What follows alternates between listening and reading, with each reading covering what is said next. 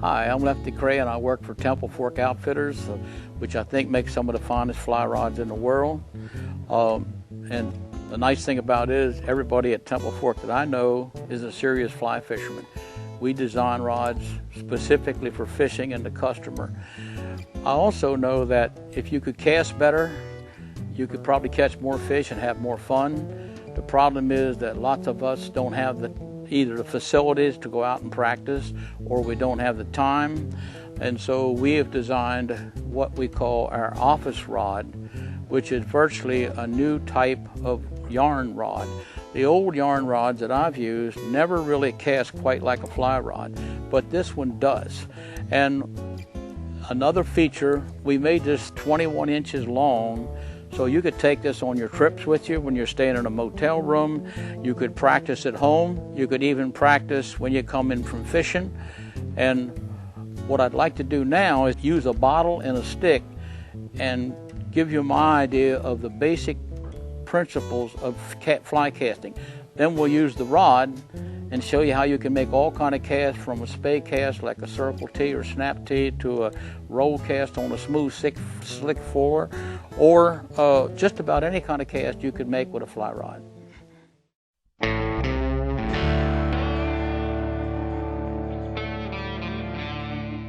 Before we use the office rod, I'd like to go over just the basic principles of fly casting. What you're really trying to do is unroll the line back and forth, straight from the target and away from the target and back again. Anything off to one side or around a loop wastes energy. When you make big loops, you throw energy around a curve, you got too much of the line against the air, so air resistance, and something has to hold it up. What we're really trying to do is move your line straight away from opposite the target and back. Before we move the office rod on, I'd like to show you this stick represents the office rod. If we move the rod, keep the elbow at this height and slightly tilt out the forearm, the tip straights back and forth. Now if we raise it, we start throwing around curves, which is what most people do. If you've ever thrown a potato off a stick, throwing a dart, or throwing a spear, what you do is you start here, you accelerate forward, and if you stop going straight ahead, just like this bottle, things will go straight ahead.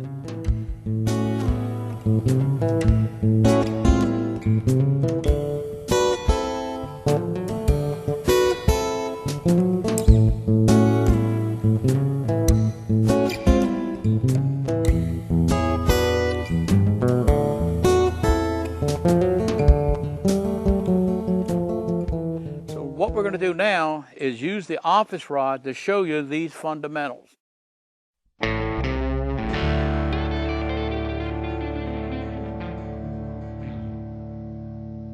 Remember, I emphasized about the principles where you want to keep your elbow going straight back and straight forward, and we want it, the more we raise or bend the wrist, the more it goes around a corner. So what we're really trying to do most of the time is direct the line straight back and straight forward like this. What we don't want to do is go like this, and we want to show you how this happens and and how to avoid these things. So what we're trying to do is line goes straight back and straight forward, and we get that by doing two things. We don't bend the wrist, we take the elbow and we lean it slightly out, the forearm's out here, and we make the line go straight back and forward like this. Now I bend the wrist, the first thing you do is you're throwing line around curves. Raise the elbow, you're now throwing around bigger curves. So if we keep the wrist straight and take the arm straight back and straight forward, this is the way to make a cast. When you make a roll cast, most people who make a roll cast raise their arm up here. They're not moving the rod very far forward, just to here, and then they're throwing down, and they bend the wrist and throw a line around a circle and a pile of garbage here. But if we do as I suggest, put the elbow on the shelf, move the forearm out slightly, bring it back here, and come straight through, now you're throwing all your energy directly at the target. And remember that you modify the back cast, but you're really throwing a regular forward cast, where most people make the tip go around a corner and down, and that's why they're throwing their line into a pile here. You can make a lot of spay casts here with a single rod. You don't need the two-handed rods. If you want to make a change of direction, two casts that really help that are the circle tee and the snap tee. Both of these, my rod is here, my line's pointed out there, and I want to go over to here.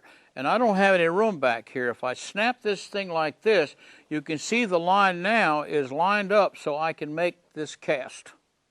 So a snap tee is, don't pull it straight at you because it'll tangle up.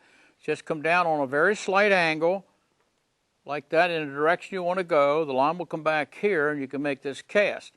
If you want to make a circle tee, all you want to do is put the fly line and flying leader back here. You just make a circle. The line's back here now. You can make this cast. You haven't hit the bushes behind you, and all you've done, and you can do this at about 35 or 40 feet. Just pick it up. This is the only yarn type rod I know where you can make a cast on a slick floor.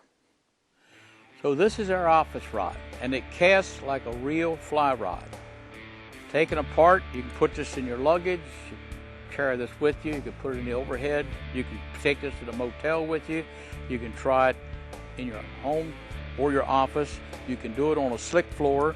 If you're just learning to fly fish, this is an ideal practice tool for you.